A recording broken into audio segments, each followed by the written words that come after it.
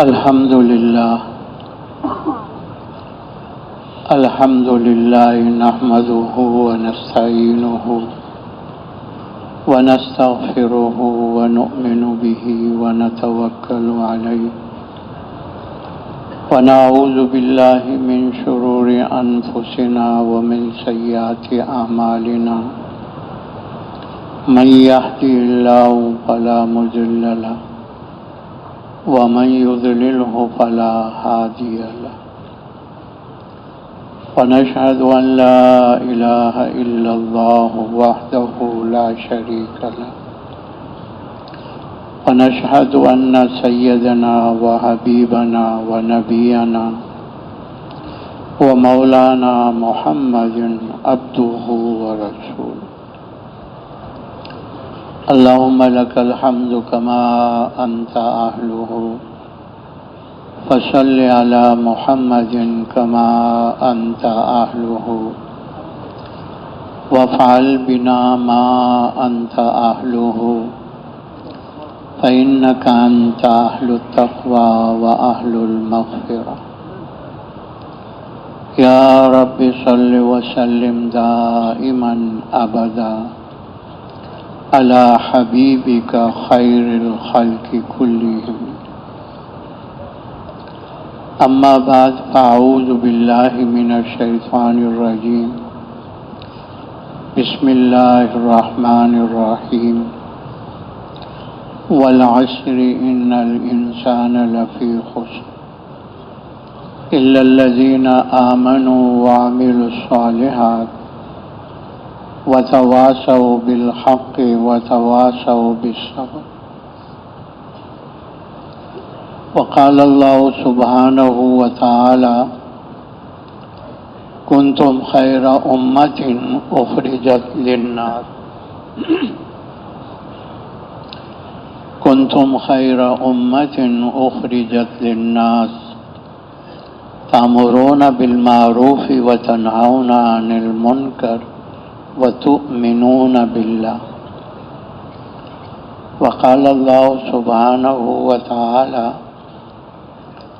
والذين جاهدوا فينا لنهدينهم سبلنا وإن الله لمع المحسنين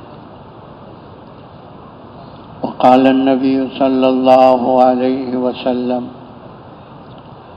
من تمسك بسنتي عند فساد أمتي فله أجر شهيد وفي رواية فله أجر 100 شهيد وقال النبي صلى الله عليه وسلم من جعل الهموم هما واحدا أهم آخرته كفاه الله هم الدنيا وفي رواية كفاه الله هم الدنيا وهم الآخرة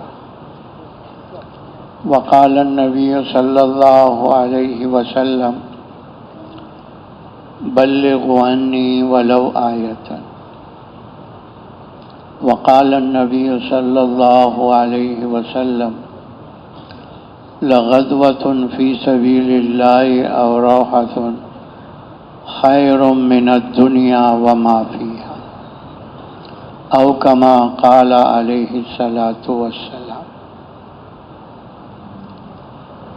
قابل احترام دوستو بزرگوں بھائیوں، اللہ تعالیٰ نے انسانوں کی دونوں جہانوں کی کامیابی اپنے پورے دین پر چلنے میں رکھی ہے۔ اللہ تعالیٰ نے انسانوں کی کامیابی کو نہ ملک کے ساتھ جوڑا ہے، نہ مال کے ساتھ جوڑا ہے، اور نہ ہی دنیا کے اس پھیلے ہوئے ساز و سامان کے ساتھ جوڑا، بلکہ اللہ رب العزت نے انسانوں کی دونوں جہانوں کی کامیابی کو اپنے پورے دین کے ساتھ جوڑا ہے۔ ہر زمانے میں جو انسان کامیاب ہوئے ہیں وہ صرف اور صرف دین اسلام کی برکت سے ہی کامیاب ہوئے، اور آئندہ بھی جو انسان کامیاب ہوں گے وہ بھی صرف اور صرف دین ہی کی برکت سے کامیاب ہوں گے۔ گزشتہ زمانے میں جو انسان بھی ناکام ہو کر گئے ہیں ان کی جو ناکامی کا سبب بنا کہ انہوں نے اللہ کے دین کو چھوڑا اور اپنی جی چاہی اور من چاہی پر چلے، تو اللہ نے ان کو دنیا اور آخرت میں ناکام فرما دیا۔ اور یہی اللہ کی سنت جاریہ قیامت تک کے لیے کہ آئندہ زمانے میں جو انسان جس حیثیت کا ہوگا، مرد ہوں گے، عورتیں ہوں گی، اگر اللہ کے دین کو چھوڑ کر اپنی جی چاہی اور من چاہی پر چلیں گے تو جیسے اللہ نے پہلوں کو ناکام کیا ایسی اللہ پاک ان بعد والوں کو بھی ناکام فرمائے۔ تو کامیابی کا جو راستہ ہے وہ اللہ کا دین ہے۔ اگر کسی کو دین کے بغیر کامیابی نظر آ رہی ہے یہ اس کی آنکھ کا دھوکہ ہے، اور یہ دھوکہ موت پر کھل جائے گا۔ لیکن موت پر دھوکہ کھلے پھر ہاتھ سے وقت نکل چکا ہوگا، کیونکہ جس کی جو گھڑی آتی ہے اسی گھڑی میں اس کو دنیا سے آخرت کی طرف نکلنا ہوتا ہے، وہ گھڑی آگے پیچھے نہیں ہوتی۔ تو موت پر دھوکہ کھلے پھر وقت گزر چکا ہوگا۔ ہاں، موت سے پہلے پہلے اس دھوکے سے نکلنا ہے کہ کامیابی ملک کے نقشے میں نہیں ہے، مال کے نقشے میں نہیں ہے، دنیا کے اس پھیلے ہوئے ساز و سامان کے نقشے میں نہیں ہے۔ کامیابی صرف اللہ کے احکامات کو پیارے نبی صلی اللہ علیہ وسلم کے طریقے سے پورا کرنے میں ہے۔ ہاں، جب انسان اس دھوکے سے نکلتا ہے نا پھر وہ اپنے معاملے کو اللہ سے درست کر لیتا ہے۔ جو اس کی نافرمانی کر کے اس سے اپنے معاملے کو خراب کر لیا تھا تو اللہ نے توبہ کا دروازہ کھلا رکھا ہے کہ انسان سے اگر کوئی گناہ ہو جائے، کوئی نافرمانی ہو جائے، کوئی حکم عدولی کر لے تو کیا کر لے؟ توبہ کر لے، استغفار کر لے، اللہ سے معافی مانگ لے۔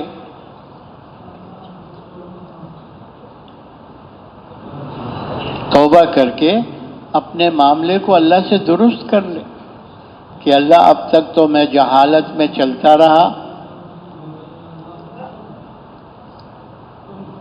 اب تو مجھے پچھلی زندگی معاف کر کے آئندہ کے لیے اپنے دین کے مطابق زندگی گزارنے کی توفیق عطا فرما دے۔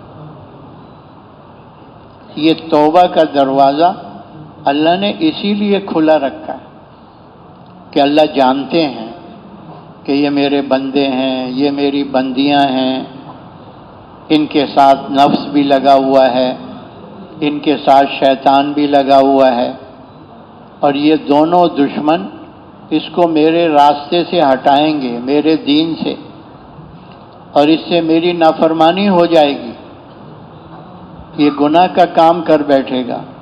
ہاں، تو اللہ نے کیا توبہ کا دروازہ کھلا رکھا ہے۔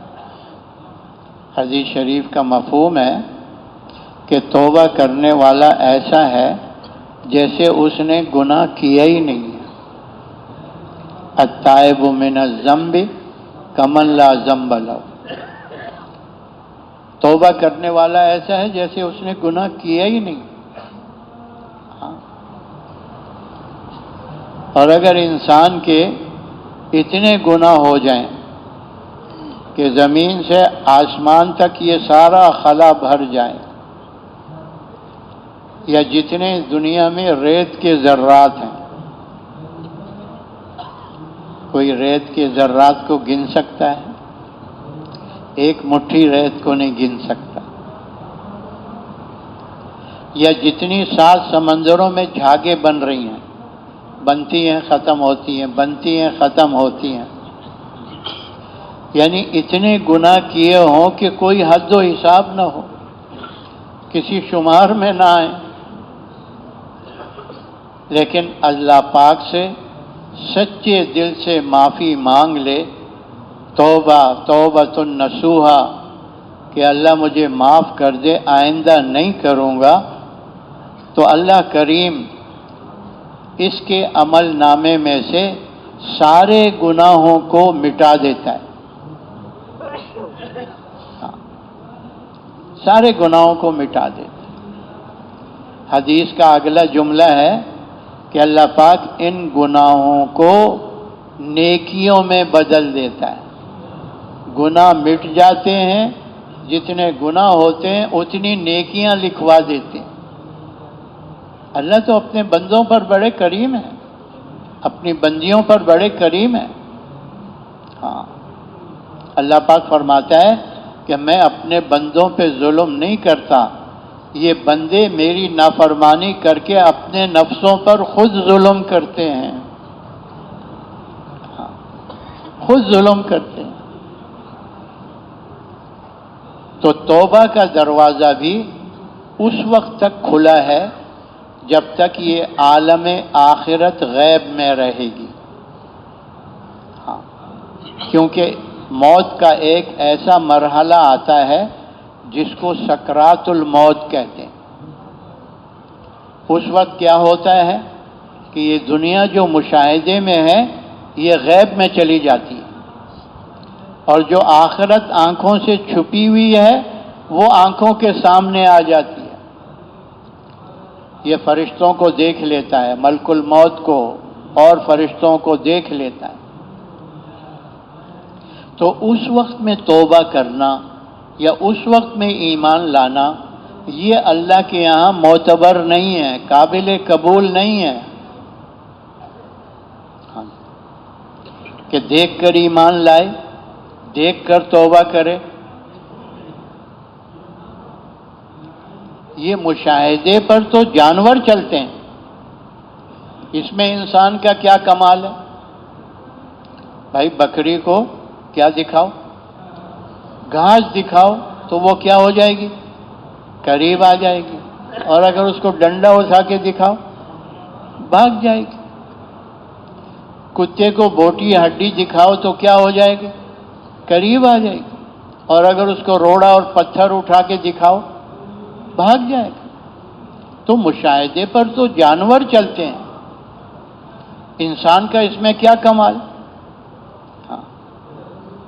انسان کا کمال یہ ہے کہ اللہ نے اس کو عقل دی ہے، سمجھ دی ہے، اسی لیے اللہ نے ساری مخلوقات میں سے اس کو اعلیٰ اور اشرف مقام دیا ہے۔ یہ ساری مخلوقات میں سے اشرف مخلوق ہے، اس لیے کہ اللہ نے اس کو عقل دی ہے، سمجھ دی ہے۔ دیکھ کر ایمان لانا، دیکھ کر توبہ کرنا۔ پہلی قوموں پر بھی دھوکہ کھلا تھا موت کے وقت، اور وہ روئے چلائے، لیکن ان کا رونا چلانا ان کے کام نہیں آیا۔ یہاں تک کا بس اب ہم نے دیکھ لیا، کیونکہ آخرت کا منظر کھل گیا تھا نا، اب ہمیں تھوڑی سی مہلت دے دے کہ کوئی نیک کام کر لیں تاکہ آخرت میں ہمارے کام آ جائے۔ تو اللہ پاک کی طرف سے کیا تھا کہ اتنا وقت دیا، اس میں تم نے کچھ نہیں کیا، اب گھڑی دو گھڑی میں تم کیا کر لو گے؟ یہ تو تمہاری اپنی بات ہے۔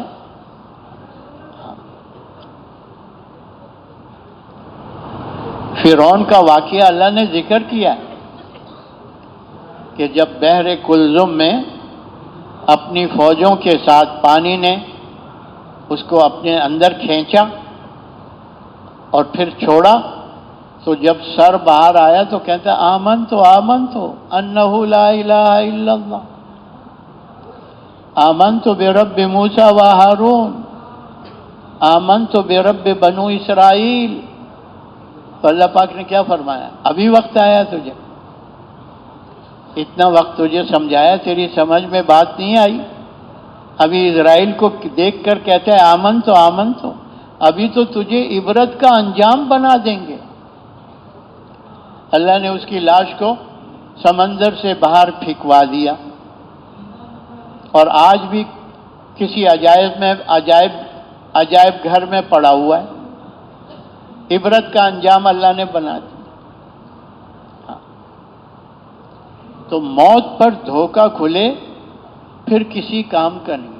دیکھو، اگر آخرت کا کوئی منظر اللہ دنیا میں کھول دے تو آپ کو دنیا میں کوئی کافر نام کا آدمی نہیں ملے گا۔ اللہ پاک کسی کے موت کے منظر کو کھول دے، کسی کے قبر کے منظر کو کھول دے، دنیا میں آپ کو کافر نام کا کوئی انسان نہیں ملے گا۔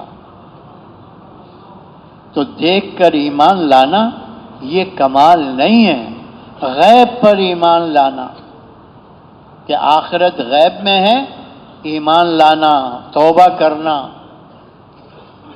تو یہ توبہ کا دروازہ بھی موت تک کھلا ہے۔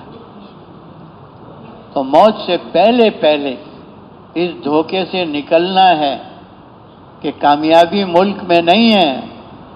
اگر کامیابی ملک میں ہوتی تو نمرود پوری دنیا کا بادشاہ، فرعون ملک مصر کا بادشاہ، شداد، حامان، یہ ناکام ہو کر نہ جاتے، یہ ناکام ہو کر گئے۔ تو اس سے معلوم ہوا کامیابی ملک میں نہیں ہے، بادشاہت میں نہیں ہے، تخت و تاج میں نہیں ہے، کامیابی اللہ کے حکم کو پورا کرنے میں ہے، اپنے نبی کے طریقے سے زندگی گزارنے میں ہے۔ سلیمان علیہ السلام بھی بادشاہ تھے، داؤد علیہ السلام بھی بادشاہ تھے، ہاں وہ کامیاب ہو گئے۔ کیوں؟ کہ دین ان کی زندگی میں موجود تھا، دین موجود تھا۔ آدمی کو یہ دکھاتا ہے نفس اور شیطان، مال میں، بینک بیلنس میں کامیابی ہے۔ تو اگر بینک بیلنس اور مال دولت میں کامیابی ہوتی تو قارون ناکام ہوتا؟ بولو، قارون ناکام ہوتا؟ قارون کے پاس اتنے خزانے تھے کہ اس خزانوں کو جن کمروں میں رکھا گیا تھا ان کے دروازوں کی جو چابیاں تھیں وہ اتنی تھی کہ جوانوں کی ایک جماعت ان چابیوں کو اٹھاتی تھی۔ اب بتاؤ کتنا خزانہ تھا؟ جی ہاں، لیکن کیا ہوا؟ ناکام ہو کر گیا ان خزانے کے ساتھ۔ کیوں؟ کہ عمل بگاڑ دیا اس میں، اللہ کے حکم کو توڑ دیا، اپنے وقت کے نبی کی بات کا انکار کیا، اللہ نے اس کو زمین میں دھسا دیا خزانے کے ساتھ، نیچے جا رہا ہے، نیچے جا رہا ہے، نیچے جا رہا ہے، خزانہ سر کے اوپر ہے۔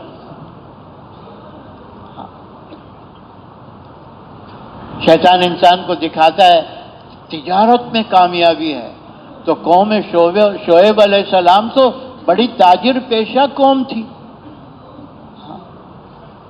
لیکن تجارت میں عمل کو بگاڑا، اللہ کے حکم کو چھوڑا، اپنے نبی کی طریقے کو چھوڑا۔ ہاں، کیا تھا ان میں؟ لینے کے پیمانے اور تھے، دینے کے پیمانے اور تھے، لیتے ہوئے زیادہ لیتے تھے، ہاں اس کے پیمانے بنائے ہوئے تھے انہوں نے، اور دینے کے پیمانے اور تھے، چھوٹے بنائے ہوئے تھے، اس میں ڈنڈی مارتے تھے، ناپ تول میں ڈنڈی مارتے تھے۔ اور نبی نے آ کے کہا ایسا مت کرو، لوگوں کے مال کو نقصان نہ پہنچاؤ، پورا دو پورا لو، پورا ناپو، پورا ناپو، کم مت ناپو۔ لیکن ان کی بات سمجھ میں نہیں آئی، دھن میں تھے ہم تو بڑے، دیکھو نا کیسی فنکاری کر رہے ہیں، اداکاری کر رہے ہیں ہم، اور ساری دنیا کی منڈیوں پر انہی کا قبضہ تھا۔ جو ہیر پھیر کرتے ہیں نا، آج بھی دنیا میں دیکھ لو، منڈیوں کا قبضہ انہی کے پاس ہے، چاہے جس کی بھی منڈی ہے۔ ہیر پھیر تو تجارت کے ہوتے ہوئے اتنے بڑے وسیع ایریے میں کیا انجام ہوا؟ اللہ نے ناکام کر دیا۔ خسرت دنیا والآخرہ، دنیا اور آخرت کے خسارے میں چلے گئے۔ قوم سبا بڑی زراعت پیشہ قوم تھی، بڑے بڑے باغات، اللہ نے ان کے باغات کو قرآن میں بیان کیا، سبا والوں کی، قوم سبا کی، کہ میلوں لمبے باغات تھے، اور ایسے خالی ٹوکرا لے کر ان کے نیچے سے گزر جاتے تھے، توڑنے کی ضرورت نہیں پڑتی تھی، پکا ہوا پھل ٹوکری میں خود بخود ٹوٹ کے گر جاتا تھا۔ مسافر سفر کر رہے ہوتے، ان کو ان باغوں کے بیچ سفر کرتے ہوئے کبھی تھکان محسوس نہیں ہوتی۔ انہوں نے اپنی اس زراعت کو کہ اس سے ہماری زندگی بنے گی، اس سے ہمیں کامیابی ملے گی، اس کے لیے ایک بہت بڑا ڈیم بنایا تھا، اور سال بھر اس ڈیم کو بھرتے رہتے، بارشیں ہوتی رہتی، وہ ڈیم کا چاروں طرف سے پانی آ کر اس ڈیم میں جمع ہو جاتا، اور ایسے 3 کھڑکیاں بنائی تھی، اوپر، پھر درمیان میں، پھر آخر میں۔ جب ڈیم بھرا ہوا ہوتا تو اوپر کی کھڑکی کھول کر اپنے باغوں کو پانی دیتے، جب پانی نیچے چلا جاتا درمیان کی کھڑکی کو کھول کر پانی دیتے، جب اور پانی نیچے آ جاتا تو نیچے کی کھڑکی کھول دے۔ سال 12 مہینے ان کے باغات کو پانی ملتا، پھر بارشیں ہو جاتی، پھر ڈیم بھر جاتا تھا، اور اسی کو اپنی کامیابی سمجھ رہے تھے۔ لیکن نبی نے آ کے کہا، اللہ کو مانو، اللہ کی مانو، تو کامیاب ہوگے، ورنہ یہ جو نقشہ تمہارے ہاتھ میں ہے اس میں کامیابی نہیں ہے۔ جی ہاں، پھر کیا ہوا؟ نہ مانے نا، اللہ پاک نے ان کی ڈیم میں چوہوں کے ذریعے سے سوراخ کروا دیا، ایسے چوہے ڈیم میں آ گئے کہ انہوں نے، وہ پہاڑوں کی چٹانیں تھی جس پر ڈیم کا سد تھا، آگے سے بند کیا ہوا تھا، اس میں سوراخ کر دیا، اور جب سوراخ ہوئے، پانی نے زور مارا، سارا سد جو ہے وہ ٹوٹ گیا، اور پانی سارے ان کے گھروں کو، ان کے باغات کو، ان کے نقشوں کو لے کر بہا کے لے گیا، ختم۔ کہ بناؤ اپنی زندگی، کہاں گئے یہ نقشے تمہارے؟ اب اس زمین میں ایسی بربادی اللہ نے ڈال دی ہے کہ سوائے جو ہے کانٹے دار کیکر کے کچھ درختوں کے اور کچھ پیدا ہی نہیں ہوتا۔ تو اگر زراعت والے یہ سوچتے ہیں کہ زراعت سے ہم کامیابی حاصل کریں گے، تو دیکھ لیں قوم سبا کا کیا انجام ہوا۔ اس نے اس میں عمل بگاڑا، اللہ نے ناکام کر دیا۔ اس کے مقابلے میں انصار مدینہ، وہ بھی باغوں والے تھے، کھجوروں کے باغات تھے اور کھیتیاں تھی۔ اللہ نے انصار کو اس زراعت کے اندر، اس باغات کے اندر کامیاب کر دیا۔ کیوں؟ کہ اللہ کے حکم کو پورا کرتے ہوئے چل رہے تھے، نبی کے طریقے پر زندگی گزارتے ہوئے چل رہے تھے۔ نوح علیہ السلام کی دماغ میں چڑھ گیا، یہ جو نبی ہے، ان کے ساتھ گرے پڑے لوگ ہیں جو ان کو مان رہے ہیں، ہم اکثریت میں ہیں، ہمارے پاس دنیا کے سارے نقشے موجود ہیں، ہماری پارٹی بڑی ہے۔ ہماری پارٹی کیا ہے؟ بڑی ہے۔ اور نبی کو کہتے تھے ہمارے گرے پڑے لوگ تمہارے ساتھ ہیں۔ ہم ہیں، ہم دیکھو ہماری پارٹی۔ تو پھر کیا کیا اللہ نے؟ ایسا طوفان آیا نا، یہ اقلیت والے، کلمے والے، نبی کے ماننے والے، دین پر چلنے والے، کشتی میں اللہ نے ان کو طوفان میں محفوظ رکھا، اور اکثریت والوں کی اللہ نے جڑ ہی کاٹ دی، نام و نشانی مٹا دیا، سارے نقشوں کے ساتھ۔ لو بناؤ زندگی، کر لے لو کامیابی، ہاں لے لو کامیابی، لے، ہماری پارٹی بڑی ہے۔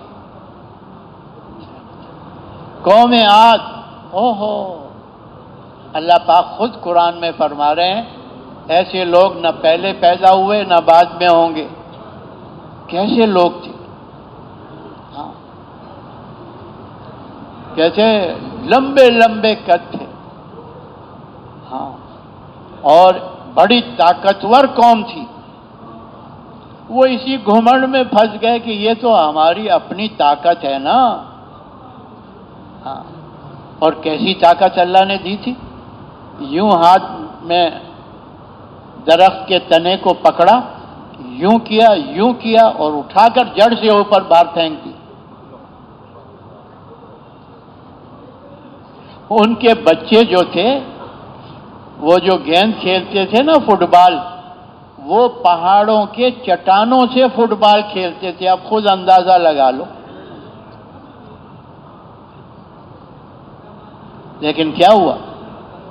نبی نے آقا بھائی اپنے اوقات میں رہو، اپنی اوقات میں رہو۔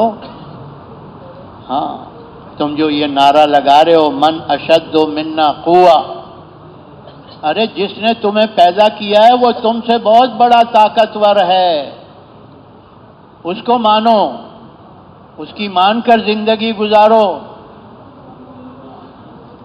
یہ جو تم نعرہ لگا رہے ہو یہ صحیح نہیں ہے، اس کی طاقت کو تسلیم کرو۔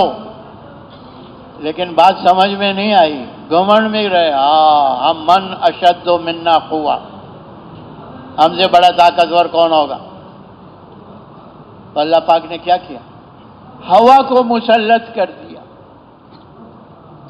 ایک ہفتہ رات دن ایسی ہوا چلائی اللہ نے اس قوم پر، اور ان کے بڑے بڑے جسموں کو ہوا یوں زمین سے اٹھا کر اوپر لے جاتی تھی، اور پھر لا کر پہاڑوں سے دھڑم کر کے چکرا دیتی تھی، سر الگ دھڑ الگ، ایسے پڑے ہوئے تھے جیسے کھجوروں کے تنے ہوتے ہیں، کاجاز نخل خاویہ، کھجوروں کے تنوں کی طرح پڑے۔ تو موت سے پہلے پہلے اس دھوکے سے نکلنا ہے۔ اللہ نے یہ ساری واقعات اس امت کے سامنے اسی لیے بیان فرمائے ہیں۔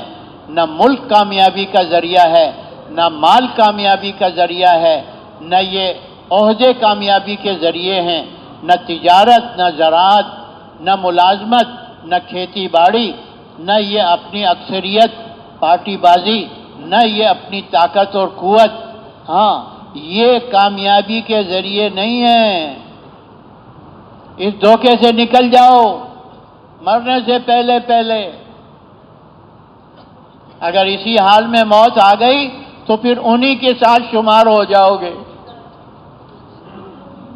جو ملک کی وجہ سے مرے یہ بھی ملک والوں کے ساتھ حشر ہوگا ان کا، جو مال کی وجہ سے مرا ان مال والوں کا حشر بھی انہی کے ساتھ ہوگا، جو زراعت اور تجارت اور صنعت اور حرفت کے چکر میں پڑ کے مر گئے ان کے ساتھ حشر ہوگا۔ یہ جو قومیں گزری اللہ نے بتا دیا ہے، ہاں ان کے ساتھ ان کا حشر ہوگا۔ اور جنہوں نے ملک میں اپنی اس کو پورا کیا، اللہ کے حکموں کو پیارے نبی کے طریقے سے دین کے مطابق زندگی گزاری، مال کے نقشے میں، ملک کے نقشے میں، تجارت میں، کمانے اور خرچ کرنے کے نقشے میں، زراعت کے نقشے میں اور صنعت و حرفت کے نقشے میں اپنے عمل کو بنا کے رکھا، اللہ کے حکموں کو دیکھ کر پیارے نبی کی سنت کو دیکھ کر عمل کیا، تو ان کا حشر بھی ایسے لوگوں کے ساتھ ہوگا جنہوں نے ملک میں اپنے عمل کو بگاڑا نہیں، بنایا۔ داؤد علیہ السلام، سلیمان علیہ السلام، ہاں، یوسف علیہ السلام، ہاں، ان کے ساتھ اللہ حشر فرما۔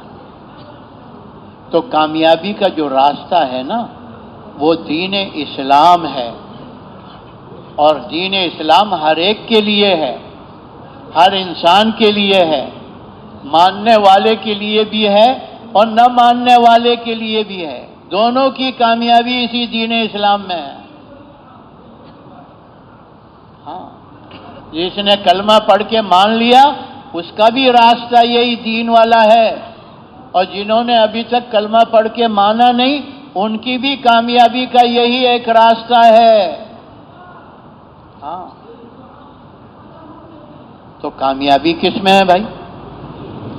اسی کو اللہ تبارک و تعالیٰ بتا رہے ہیں، من عمل صالحا من ذکر او انثى وهو مؤمن فلنحيينه حیاتا طیبہ وَلَنَجْزِيَنَّهُمْ أَجْرَهُمْ بِأَحْسَنِ مَا كَانُوا يَعْمَلُونَ۔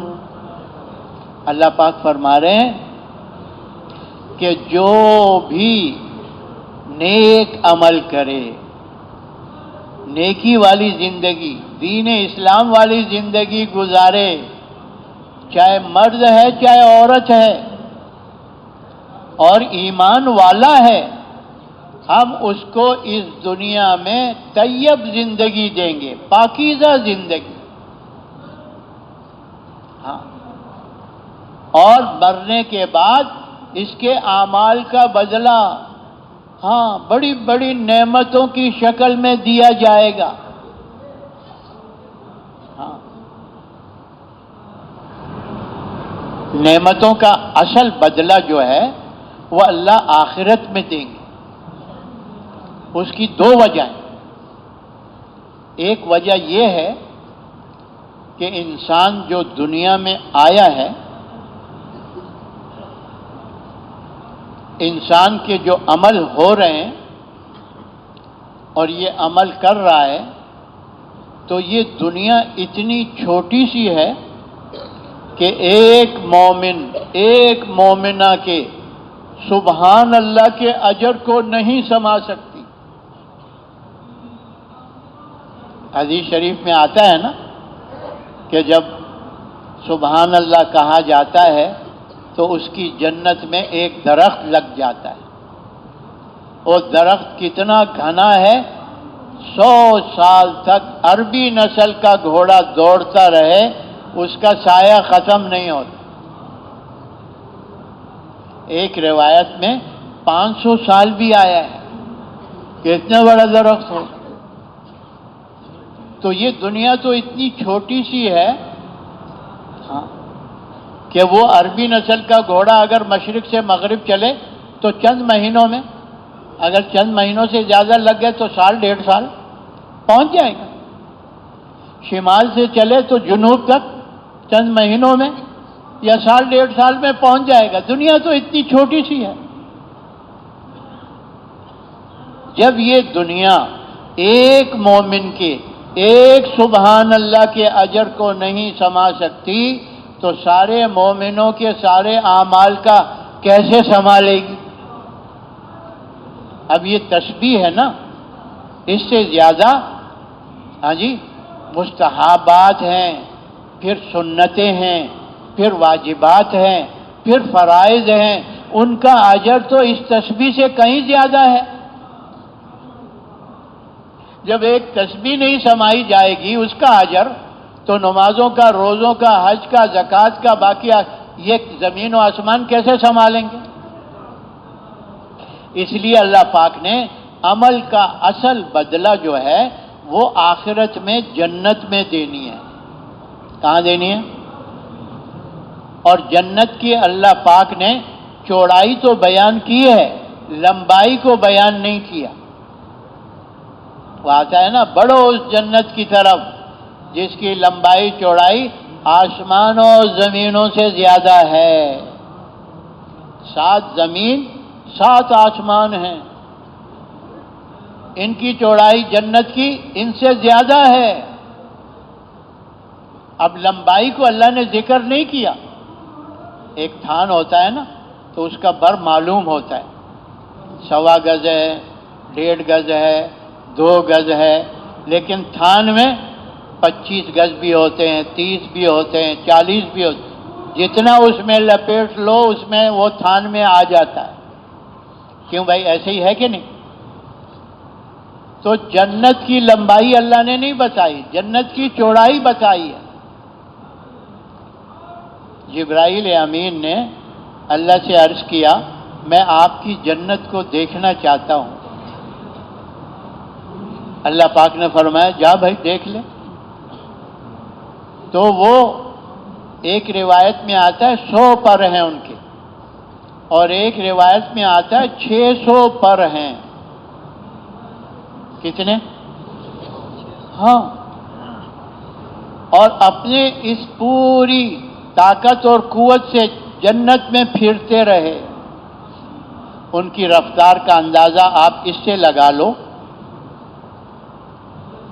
کہ جب یوسف علیہ السلام کو ان کے بھائیوں نے کنویں کے اندر ہاتھ سے چھوڑ دیا، اس وقت اللہ نے جبرائیل امین سے فرمایا، دیکھو یوسف نیچے گرنے نہ پائے۔ سدرۃ المنتہا جہاں جبرائیل کا ٹھکانہ ہے، اللہ کے عرش کے نیچے، یہ امر آتے ہی اب جبرائیل 7 آسمانوں سے ہوتے ہوئے اس کنویں تک پہنچے ہیں، اور اس یوسف علیہ السلام کو کنویں میں گرنے سے پہلے پر اٹھا لیا اور ایک ترتیب سے بٹھا دیا کہ نہ چوٹ آئے نہ ان کو کوئی تکلیف ہو۔ اب بتاؤ کتنی اسپیڈ ہے، ان پروں کے ساتھ جنت میں اڑتے رہے اڑتے رہے اڑتے رہے، تھک کر ایک جگہ بیٹھ کر کہا، اللہ میں نے تو اب آپ کی جنت دیکھ لی ہوگی، اتنے عرصے سے اڑ رہا ہوں۔ تو اللہ پاک نے فرمایا، ابھی تک تو تم نے جنت کا ایک کونا بھی نہیں دیکھا ہے، جنت کا ایک کونا نہیں دیکھا تم نے۔ تو عمل کا بدلہ ایسی جگہ اللہ دیں گے کہ وہاں ہر جنتی کی تسبیحات تلاوت جو ذکر کر رہا ہے باغوں کی شکل میں ہوگا، باغوں کی شکل میں ہوگا، باغ، ماشاءاللہ۔ تو بڑی جگہ ہے نا جنت۔ دوسری وجہ یہ ہے، اعمال کا بدلہ اللہ اس لیے دنیا میں نہیں دیتے، بلکہ اللہ پاک دنیا میں اس آخرت کے بننے کا سایہ ڈال دیتے ہیں کہ دنیا بھی بن جاتی۔ حدیث شریف کا مفہوم ہے، اللہ پاک اس دین کی برکت سے مومن مومنہ کی پہلے آخرت جنت بناتے ہیں جہاں اس نے ہمیشہ رہنا ہے۔ جب وہ جنت بن جاتی ہے پھر اللہ اس کی پلسرات کی زندگی کو بناتے ہیں۔ جب وہ بھی بن جاتی ہے پھر اللہ پاک اس کی آخرت قیامت کے دن کو بناتے ہیں۔ جب وہ بھی بن جاتی ہے پھر اللہ اس کی عالم برزخ قبر کی زندگی کو بنا دیتے ہیں۔ جب وہ بھی بن جاتی ہے تو اللہ اس کے موت کے منظر کو بنا دیتا ہے۔ جب موت سے جنت سے لے کر موت تک کے سارے منزل بن جاتے ہیں، اللہ اس آخرت کا سایہ دنیا پہ ڈال دیتے ہیں، اللہ مومن کی دنیا بھی بنا دیتے ہیں۔ ہاں، یہ دنیا تو ایسے سمجھو جھونگے میں ہے، کس میں ہے؟ اور جھونگا رونگا تو سمجھتے ہی ہوں گے آپ. بھائی دکان پہ بچہ سودا لینے کے لیے آیا، سودا لیا، اس نے پیسے دیے، دکاندار نے اس کو 2-3 ٹافیاں دے دی، تھوڑے سے چنے دے دیے. سودا تو پیسے سے لے لیا، یہ کیا دے دیا؟ ایک مٹھی چنا. یہ رونگا جھونگا ہے. تو دنیا رونگے جھونگے میں مومن اور مومنات کو ملے گی. اصل اعمال کا بدلہ جنت میں. کیوں؟ کہ اگر اعمال کا بدلہ دنیا میں دے دے اللہ، جی تو کسی نعمت کی شکل میں ہی ہوگا نا. یہ جو ہم نیک اعمال کر رہے ہیں یہ جنت میں نعمت کی شکلوں میں، جنت میں جنتیوں کے ساتھ ہوں گے. نماز نعمت کی شکل میں، روزہ نعمت کی شکل میں، حج نعمت کی شکل میں، زکوٰۃ کا حکم پورا کیا نعمت کی شکل میں، ماں باپ کی خدمت کی نعمت کی شکل میں، حسن سلوک کیا ہمسایوں کے ساتھ، عزیز رشتہ داروں کے ساتھ نعمت کی شکل میں ہوں گا. غریبوں، مسکینوں، یتیموں، بیواؤں کی خبرگیری کی نعمت کی شکل میں. ہاں تو اگر دنیا میں اللہ عمل کا بدلہ دے دے تو کسی نعمت کی شکل میں ہی ہوگا. تو انسان جو دنیا میں آیا ہے وہ یہاں رہنے کے لیے تو آیا ہی نہیں ہے. یہ دنیا تو مسافر خانہ ہے اور ایک دن یہاں سے جانا ہے. تو جب آدمی عمل کا بدلہ اس کو ملا، چند دن اس کے ساتھ رہا اور پھر یہ قبر میں چلا گیا تو وہ نعمت تو پیچھے رہ گئی اور یہ قبر میں چلا گیا. کیوں بھائی ایسی ہے کہ نہیں؟ دنیا کی کوئی چیز قبر میں جاتی ہے مردے کے ساتھ؟ بولو جاتی ہے؟ وہ تو کفن بھی اس لیے دیتے ہیں، یہ مسلمان کی شان کے لیے ہے، عزت کے لیے ہے. یہ سطر چھپا کر اس کو زمین تک پہنچایا جائے، زمین کے اندر تک. ورنہ جو منکر نکیر سوال کے لیے آتے ہیں نا تو وہ اس کو کفن نکال کر الف کھڑا کر کے سوال کرتے ہیں کہ دنیا کی کوئی چیز اس کے بدن پہ نہیں ہوتی. وہ مرنے والا جب مرتا ہے نا تو ہم کیا کہتے ہیں؟ کہتے ہیں اچھی طرح پانی گرم کرو، نیم کے پتے ڈالو، فلاں اس کے اندر صابن ڈالو، فلاں اس کے اندر وہ ڈالو. کیوں؟ کہ اچھی طرح اس کو غسل دے دیں کہ یہ اپنے بدن پر دنیا کا میل بھی لے کر نہ جائے قبر میں. دنیا کی میل کو بھی یہی چھوڑ کے جائے. تو جیسے ماں کے پیٹ سے آیا ہے ایسے ہی قبر کے پیٹ میں جائے گا. تو وہ جو اللہ پاک نے نعمت دی ہے وہ پیچھے رہ جائے گی. تو اللہ نے ایسی جگہ ان نعمتوں کو دینا ہے جہاں انسان نے ہمیشہ رہنا ہے. کہاں رہنا ہے؟ کہاں رہنا ہے؟ جنت میں. کہاں رہنا ہے ہمیشہ؟ وہاں موت نہیں آئے گی. ہاں وہاں ایک مقام سے دوسرے مقام پر انتقال نہیں ہوگا. وہی ٹھکانہ ہے مومن مرد مومن عورتوں کا، وہی ٹھکانہ ہے. تو جب وہ نعمت اس کو وہاں مل گئی اعمال کے بدلے کی تو اب ہمیشہ اس کے ساتھ ہی رہے گی نا. بولو رہے گی کہ نہیں رہے گی؟ رہے گی. تو اللہ تبارک و تعالی ایمان اور اعمال صالحہ کی برکت سے دنیا میں طیب زندگی دیں گے، پاکیزہ زندگی دیں گے، اور مرنے کے بعد یہ سارے کے سارے اعمال. جیسے میں نے کہا نا، برا آدمی جب مرتا ہے نا، بے دین، فاسق، فاجر، کہتے ہیں کہ یہ بدعمالیوں کی وجہ سے اللہ پہلے اس کی آخرت خراب کرتا ہے. وہاں اس کے لیے جہنم بنتی ہے، جہنم کی تکلیفیں، مصیبتیں، پریشانیاں. اور جب اس کے لیے جہنم تیار ہو جاتی ہے پھر اس کی پلسرات کو اللہ خراب کرتے ہیں. پلسرات خراب ہو جاتی ہے تو اللہ اس کے قیامت کے دن کو خراب کرتے ہیں. جب وہ بھی خراب ہو جاتی ہے تو اللہ اس کے موت کے منظر کو خراب کر دیتے ہیں. ہاں جب آخرت جہنم سے لے کر موت کا منظر سارا بگڑ جاتا ہے، اللہ اس کا عکس اس کی دنیا پہ ڈالتے ہیں، اللہ اس کی دنیا بھی بگاڑ دیتے ہیں۔ اسی لیے اللہ نے فرمایا من اعرض عن ذکری فإن له معیشۃ ضنکا، کہ جو ہمارے حکموں سے اعراض کر کے چلتا ہے ہم اس کی دنیا کی زندگی کو تنگ کریں گے، وَنَحْشُرُهُ يَوْمَ الْقِيَامَةَ أَعْمَىٰ، اور اس کو اندھا اٹھائیں گے۔ ہاں، موت کی سختی، قیامت کے دن کی ذلت، پل صراط کے کٹ کر جہنم کی وادی میں پہنچنا، ہاں یہ آخرت کو بگاڑ کر دنیا بگڑ گئی۔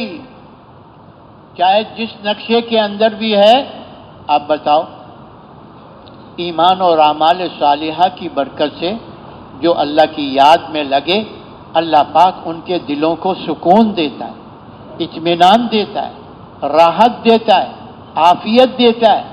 ہاں، جو انسان دنیا میں چاہتا ہے وہ یہی ہے۔ جس محنت میں بھی انسان لگا ہوا ہے اس کی اس محنت سے کیا حاصل کرنا ہے کہ بھائی سکون سے زندگی گزر جائے، اطمینان سے زندگی گزر جائے۔ اور وہ اللہ فرما رہے ہیں ہم ایمان و اعمال صالحہ دین کی برکت سے تمہیں دیں گے۔ ہاں، اور پھر یہ تو یہ ہے موت کے وقت آسانیاں، قبر کے اندر آسانیاں، اور حشر کے اندر آسانیاں، پل صراط پر بجلی کی طرح گزر کر اپنے ٹھکانے جنت میں پہنچ جائے گا۔ ہاں، اور جو اللہ کے دین سے اعراض کر کے جی چائی من چائی پہ چل رہا ہے، مستیاں کر رہا ہے، تو پھر جب آخرت بگڑ کر موت کا منظر بگڑ گیا، اللہ دنیا میں بھی اس کو پکڑتا ہے۔ اللہ کبھی ڈھیل دیتا ہے لوگوں کو؟ ہم دیکھیں نمرود کو کتنی ڈھیل دی اللہ نے، فرعون کو کتنی ڈھیل دی اللہ نے۔ ہاں، قوم سبا کو، قوم سمود کو ڈھیل دی اللہ نے، لیکن جب پکڑا آخرت خراب ہو گئی، اللہ نے ان کی دنیا بھی بگاڑ دی، جڑیں کاٹ دی، خسرت دنیا والآخرہ بنا دیا ان کو، قبر بھی مصیبتوں کا گھر بنا دیا، حشر میں ذلتوں کا گھر بنا دیا، پل صراط پر ٹکڑے ٹکڑے ہو کر جہنم کی وادی میں۔ جی ہاں، تو کامیابی کا جو راستہ ہے وہ اللہ کا دین ہے۔ دین کے بغیر اگر نظر آ رہا ہے تو یہ آنکھ کا دھوکہ ہے، اور یہ دھوکہ موت پر کھل جائے گا، لیکن موت پر کھلا پھر کوئی کسی کام نہیں آئے گا۔ ہاں، پھر کسی کام نہیں آئے گا۔ موت سے پہلے پہلے اس دھوکے سے نکلنا ہے۔ اسی لیے اللہ تبارک و تعالی کیونکہ اپنے بندوں پر بڑے مہربان ہیں، بڑے کریم ہیں، بڑے رحیم ہیں، وہ نہیں چاہتے کہ میرے بندے نقصان میں چلے جائیں، اس لیے ہر زمانے میں اللہ نے سمجھانے والا بھیجا ہے، نبی کو بھیجا ہے، رسولوں کو بھیجا ہے، نبیوں کو بھیجا ہے، اور نبی آ کر یہی کہتے تھے اللہ کو مانو، اللہ کی مانو، دنیا اور آخرت میں کامیاب ہو جاؤ گے، اور اگر اللہ کو نہیں مانا، اللہ کی نہیں مانی، تو دنیا بھی گئی، آخرت بھی گئی، دنیا میں بھی ناکام ہو جاؤ گے، آخرت میں بھی ناکام ہو جاؤ گے۔ اب جنہوں نے نبیوں کی بات کو مانا، اللہ نے ان کے قصے سنائے کہ کامیاب ہو کر گئے، جنہوں نے نہیں مانا ان کے ناکامی کے قصے سنائے، آخرت کی بربادی کے ان کے واقعات بتائے۔ تو یہ نبیوں کا جو سلسلہ ہے یہ اللہ تبارک و تعالی نے آدم علیہ نبینا علیہ الصلاۃ والسلام سے چلایا۔ ہمارے اور آپ کے نبی حضرت محمد صلی اللہ علیہ وسلم تک اللہ نے اس سلسلے کو جاری رکھا، نبی بعد النبی، نبی بعد النبی، نبی بعد النبی، سمجھانے کے لیے، بجھانے کے لیے اللہ بھیجتے رہے، ایک نبی کے بعد دوسرا، دوسرے کے بعد تیسرا۔ اب آپ صلی اللہ علیہ وسلم کو اللہ رب العزت نے خاتم النبیین بنا کر بھیجا، رحمت للعالمین بنا کر بھیجا، اور کافۃ للناس بشیرا و نذیرا بنا کر بھیجا۔ آپ پر اللہ نے نبوت کے دروازے کو بند فرما دیا۔ جی ہاں، آپ صلی اللہ علیہ وسلم نے 23 سال یہ محنت فرمائی ہے. جی ہاں، 13 سال مکہ میں، 10 سال ہجرت کے بعد مدینہ میں، اور جہاں جہاں آپ سفروں میں رہے. اب آپ کے بعد بھی تو انسانیت آنے والی تھی، قیامت تک آنے والی ہے. تو آپ کے بعد اگر اللہ پاک نبی اور رسول نہ بھیجے تو آنے والی نسلوں کی رہبری رہنمائی کون کرے گا؟ کون سیدھا راستہ دکھلائے گا؟ کون اس راستے پہ چلائے گا تاکہ انسان دنیا اور آخرت کے نقصان سے بچ جائیں اور دنیا اور آخرت کی کامیابی کو حاصل کر لیں؟ تو ہمارے بڑے فرماتے ہیں اللہ رب العزت نے نبوت کے دروازے کو تو بند فرمایا ہے، لیکن کار نبوت کو اللہ پاک نے بند نہیں فرمایا. کار نبوت قیامت تک جاری و ساری رہے گا جب تک اللہ چاہیں گے. پہلے یہ ذمہ داری اللہ نبیوں کو دے کر بھیجتے تھے، اب ختم نبوت کی برکت سے وہ ذمہ داری اللہ نے اس امت محمدیہ صلی اللہ علیہ وسلم کے ذمہ لگایا. اس امت کو اللہ نے خیر امت بتایا، افضل امت بتایا، اشرف امت بتایا، اور اس کی وجہ کیا بتائی؟ اخرجت للناس، یہ لوگوں کی بھلائی کے لیے نکالی گئی ہے، نفع رسانی کے لیے نکالی گئی ہے. وہ بھلائی اور نفع رسانی کیا ہے؟ تامرون بالمعروف، نیکی کی طرف، دین والی زندگی کی طرف بلاتے ہیں. وتنہون عن المنکر، اور گناہ والی بے دینی والی زندگی سے، منکرات سے روکتے ہیں. وتؤمنون باللہ، اور اللہ کی ذات پر ایمان رکھتے ہیں. تو اللہ تبارک و تعالیٰ نے وہ ذمہ داری جو پہلے نبیوں کو دے کر بھیجتے تھے وہ اللہ نے اس امت کے ہر فرد کے ذمہ لگائی. ہر مرد، ہر عورت، ہر جوان، ہر بوڑھا، ہر بچہ، ہر بچی اس محنت کی ذمہ دار ہے. دوسری آیت میں اللہ تبارک و تعالیٰ نے حضور صلی اللہ علیہ وسلم کو حکم دیتے ہوئے فرمایا، قل، نبی جی کہہ دو اپنی امت سے، ھذہ سبیلی ادعو الی اللہ علی بصیرۃ، کہ یہ میرا راستہ ہے کہ لوگوں کے پاس جا کر چل پھر کر اللہ کی طرف بلاتا ہوں. اللہ کی طرف بلانا، اللہ کے دین کی طرف. علی بصیرۃ، پورے یقین کے ساتھ میری یہ دعوت ہے کہ یہی دین والا راستہ کامیابی کا ہے. بصیرت دل کی آنکھوں سے دیکھ کر کہنے کو کہتے ہیں، بصارت ان آنکھوں سے، ظاہری آنکھوں سے دیکھ کر کہنے کو. تو حضور نے فرمایا علی بصیرۃ، میں پورے یقین کے ساتھ. یقین کی جگہ کہاں ہے؟ دل ہے. پورے یقین کے ساتھ میری یہ دعوت ہے کہ یہی دین والا راستہ کامیابی کا ہے جس کی طرف میں بلا رہا ہوں. تو اللہ پاک نے فرمایا آگے بھی ان کو بتاؤ، انا ومن اتبعنی، کہ یہ میرا بھی کام ہے اور جس نے میرا اتباع کیا ان کا بھی یہی کام ہے. صاحب جلالین نے اپنی تفسیر میں لکھا ہے من اتبعنی اے من آمن، کہ جس نے کلمہ پڑھا ہے لا الہ الا اللہ محمد الرسول اللہ، وہ من اتبعنی میں داخل ہے.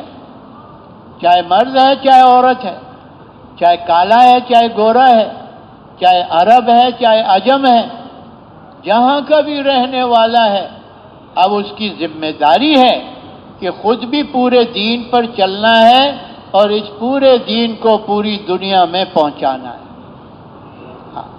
تاکہ ہر انسان، ہر مرد، ہر عورت اللہ کے حکموں کو پورا کرتے ہوئے، پیارے نبی کے طریقے پر زندگی گزارتے ہوئے دنیا میں بھی کامیابی حاصل کرے اور آخرت میں بھی کامیابی حاصل کرے. تو یہ ذمہ داری حضور صلی اللہ علیہ وسلم نے امت کو پہلے دن سے ہی سپرد کر دی تھی۔ ہاں، مردوں میں سے ابو بکر رضی اللہ عنہ کلمہ پڑھ کے مسلمان ہوئے اور جاتے ہی اپنے دوستوں میں دعوت چلا کے حضور کی خدمت میں لائے۔ پہلے دن 5-6 دوست ان کے اسلام میں داخل ہوئے، کلمہ پڑھ کے مسلمان۔ دوسرے دن پھر گئے، پھر اپنے دوستوں کو ترغیب دے کر حضور کی خدمت میں لائے، حضور نے دعوت دی، کلمہ پڑھ کے مسلمان۔ یہ ابو بکر رضی اللہ عنہ کی پہلے 2 دن کی محنت ہے۔ ہاں، اس وقت میں کیا تھا؟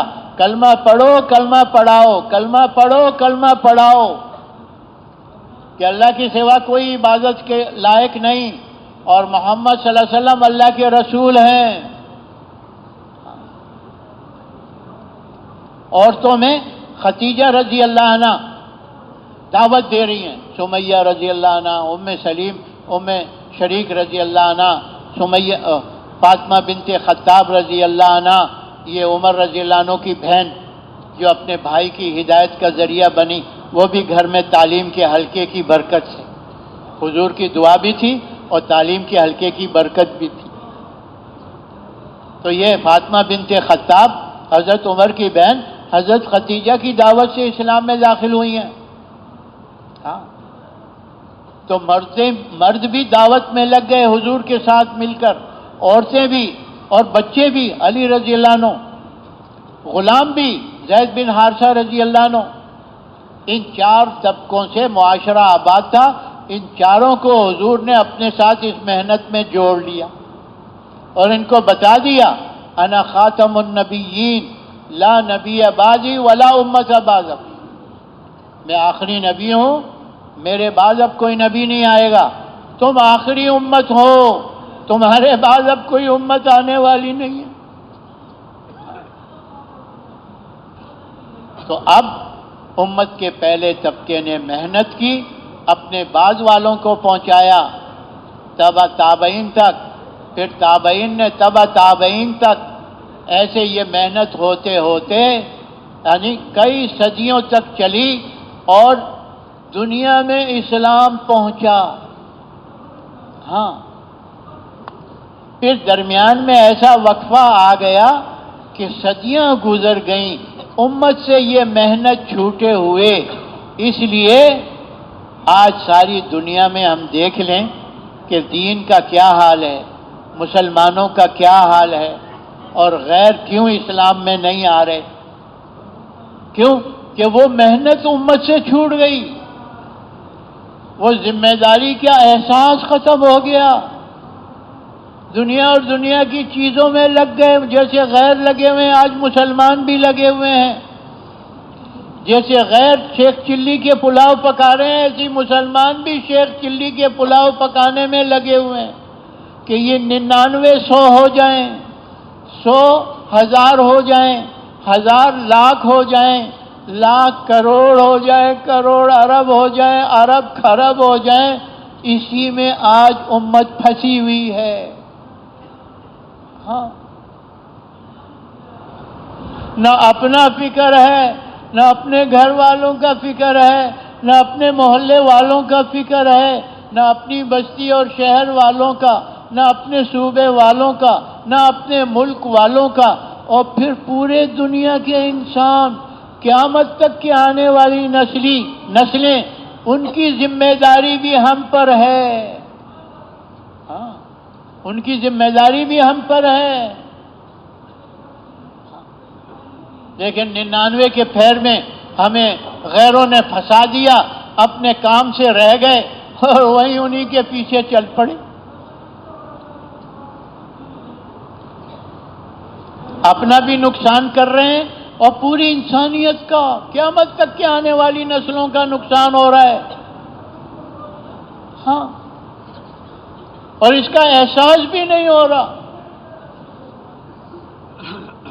اس کا احساس بھی نہیں ہو رہا، بس شیخ چلی کے پلاؤ پکانے میں لگے ہوئے۔ شیخ چلی کا قصہ سنا ہے آپ نے؟ ہاں، سنا ہے آپ نے؟ حضرت تھانوی رحمۃ اللہ علیہ، مولانا اشرف علی تھانوی رحمۃ اللہ علیہ نے اپنی کتاب میں ایک شخص کا واقعہ لکھا. وہ ہندوستان میں شیخ چلی کے نام سے مشہور تھا. وہ کیا کرتا تھا؟ خیالی پلاؤ بہت پکاتا تھا. یوں کروں گا پھر یوں ہوگا، پھر یوں کروں گا پھر یوں ہوگا، یوں میں بیچارہ پھنسا ہوا تھا. تو ایک دن وہ راستے سے جا رہا تھا تو ایک بنیا سیٹھ اپنے گھر سے گھڑے کے اندر تیل اپنی دکان پر بازار میں لے جانا چاہتا تھا. اس کو گھڑے کو اٹھا کر دکان تک پہنچانے کے لیے اس کو مزدور کی ضرورت تھی. کس کی ضرورت تھی؟ تو یہ قریب سے گزر رہا تھا تو اس کو آواز دے کر کہا ادھر آؤ. تو شیخ چلی صاحب چلے آئے. سیٹھ نے پوچھا مزدوری کرو گے؟ انہوں نے کہا مزدوری کے لیے تو پیدا ہوئے ہیں. انہوں نے کہا یہ گھڑا تیل کا اٹھاؤ اور میرے ساتھ بازار میں میری دکان تک پہنچاؤ. 2 پیسے مزدوری میں دوں گا. کتنے؟ 2 پیسے. اس نے گھڑا اٹھایا اور سر پہ رکھا. اب سیٹھ کے پیچھے چل پڑا. اب راستے میں سوچ رہا ہے 2 پیسے کے میں 2 انڈے لوں گا، پھر کسی مرغی کے نیچے رکھ کر 2 چوزے ہوں گے، ایک مرغا ایک مرغی، پھر انڈے ہی انڈے ہی ہوں گے. پھر پولٹری فارم بناؤں گا میں، پھر مٹن فارم ہوگا، پھر بیف فارم ہوگا، اور پھر کھیت ہوں گے. میں بڑا لینڈ لارڈ بن جاؤں گا. پھر میں فیکٹریاں اور کارخانے لگا کر بڑا ساہوکار بن جاؤں گا. اور جب میں ساہوکار بن جاؤں گا پھر بادشاہ کی لڑکی شہزادی کے لیے نکاح کا پیغام دوں گا. اور وہ بادشاہ جو ہے وہ میرے خر و فر کو دیکھ کر کہے گا ہاں سڑے کو دے، آدمی تو ہے. وہ اپنی بیٹی کا نکاح ہم سے کرے گا. پھر اللہ ہمیں بچہ بھی دے گا، بیٹا. اور بیٹا بڑا ہو کر میرے ساتھ بازار آئے گا. اب بیٹے نے انگلی پکڑ لی ہے اس کی اور وہ بازار میں بھی داخل ہو گیا تھا. تو بیٹا کہے گا مجھے یہ چیز دلا دے ابا. تو میں دکاندار سے پوچھوں گا کتنے کی ہے؟ ہاں تو دکاندار 5 روپے کی. اب جب اس نے 5 روپے سنے نا وہ 2 پیسے اس کی آنکھوں کے سامنے آ گئے اور یوں ہاتھ اٹھا کر کہا ہوش اتنا مہنگا. یوں جو کیا گھڑا نیچے آ گیا، سارا تیل بکھر گیا. بنیا سیٹھ بڑا غصے میں، ارے تو نے اتنا ہمارے مال کو ضائع کر دیا، اتنا نقصان کر دیا، سارا تیل بکھیر دیا، ضائع ہو گیا. تو وہ منہ بنا کر سیٹھ کو کہنے لگا سیٹھ تو تھوڑے سے تیل کو روتا ہے، ہمارا تو سارا کنبا گیا، ہمارا تو سارا ٹبر گیا. تو شیخ چلی کے پلاؤ پکانے میں امت لگی ہوئی ہے. یہ جو نکالنا ہے اسی لیے کہ بھائی اس چکروں سے نکلو. اس چکروں سے کیا کرو؟ نکلو نکلو نکلو اور لوگوں کو نکالو، لوگوں کو نکالو. تو امت اپنے کام پر آ جائے. 4 مہینے کی ترتیب اس لیے رکھی ہے، صرف 4 مہینے کا کام نہیں ہے یہ. 4 مہینے تو اس لیے لگے کہ جو دنیا کا زنگ چڑھا ہے پہلے چلے میں اتر جائے وہ زنگ، اور جو آخرت سے غفلت ہو گئی ہے، آخرت کے رنگ سے دور ہو گئے، دوسرے چلے میں چڑھ جائے آخرت کا رنگ. صبغۃ اللہ، اللہ والا رنگ چڑھے، شیطان والا رنگ اتر جائے، اور تیسرے چلے میں آ جائے ڈھنگ. کیا آ جائے؟ کہ انسان بننا ہے، انسان بنانا ہے، بندہ بننا ہے، بندہ بننا ہے. حضور کی نیابت میں جو کام ملا ہے خود نمائندہ بننا ہے، دوسروں کو نمائندہ بنانا ہے. ہاں یہ ڈھنگ سیکھنا ہے. تو یہ کام صرف چلے 4 مہینے، سال 7 مہینے اندرون پیدل یہ اس کا نہیں ہے.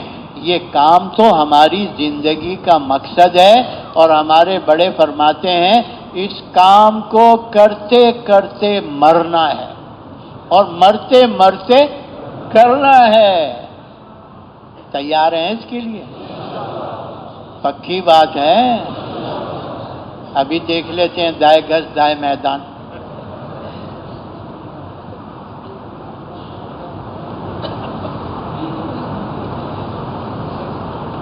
تو بہت سا ایسا مجمع ہے جو چلے کے بعد واپس جا رہا ہے، 10 دن کے بعد، 20 دن کے بعد. 4 مہینے ابھی تک لگانے کا ارادہ ہی نہیں کیا. ارادہ اس طرح کیا اگلے سال اگلے سال اگلے سال. شیطان اسی چکروں میں ابھی تک 4 مہینے لگانے کی. اور تبلیغ میں پہلا قدم 4 مہینے ہے. جب پہلا قدم اٹھے گا پھر دوسرا قدم اٹھے گا.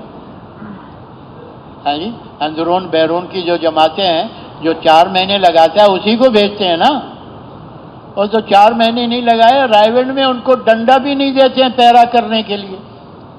ڈنڈا بھی اس کے ہاتھ میں دیتے ہیں جو 4 مہینے میں چل رہا ہو. کیوں بھائی، ایسی ہے کہ نہیں؟ ہاں. تو دیکھو اس راستے کے اعمال جو ہم لگا رہے ہیں اس کی قیمت کا اندازہ نہیں ہو سکتا. یہ 49 کروڑ، یہ 7 لاکھ، یہ 20 لاکھ، یہ ایک صبح ایک شام دنیا و مافیا سے افضل. ہاں جی، یہ فضائل تو ہمارے سامنے ہو، لیکن کام ہم نے اللہ کو راضی کرنے کے لیے اور اپنی ضرورت اور اپنی ذمہ داری سمجھ کر کرنا ہے. یہ تو اعمال جو ہے نا یہ تو بہت تھوڑے. کسی اللہ والے کو، ہاں جی بڑے عالم کو کسی نے کہا حضرت یہ تبلیغ والے اتنے بڑے بڑے فضائل سناتے ہیں، 49 کروڑ ہے تو 7 لاکھ ہے تو 20 لاکھ ہے، پھر یہ ہے وہ ہے. تو اس اللہ والے نے کہا جتنا ان کو پتہ ہے وہ بتا رہے ہیں، ورنہ ان کو ہر قدم پر اللہ خود ملتا ہے. ان کو ہر قدم پر کون ملتا ہے؟ جس کو اللہ مل گیا اس کو کسی چیز کی ضرورت ہے؟ سب کچھ مل گیا. جس کو اللہ مل گیا اس کو سب کچھ مل گیا، اور جس کو اللہ ہی نہیں ملا اسے کچھ بھی نہیں ملا. ہاں؟ تو اب بتاؤ کہ جو 4 مہینے نہیں لگائے ابھی تک وہ 4 مہینے پورے کر کے جائیں گے. کھڑے ہو کر زیارت کراؤ.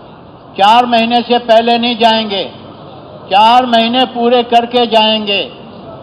کھڑے ہو جاؤ، کھڑے ہو جاؤ. دل میں آ رہی ہے تھوڑی سی جھجک ستا رہی ہے. ہمارے بڑے کہتے ہیں اٹھ باندھ کمر کیا ڈرتا ہے، پھر دیکھ خدا کیا کرتا ہے. کھڑے ہو جاؤ، کھڑے ہو جاؤ.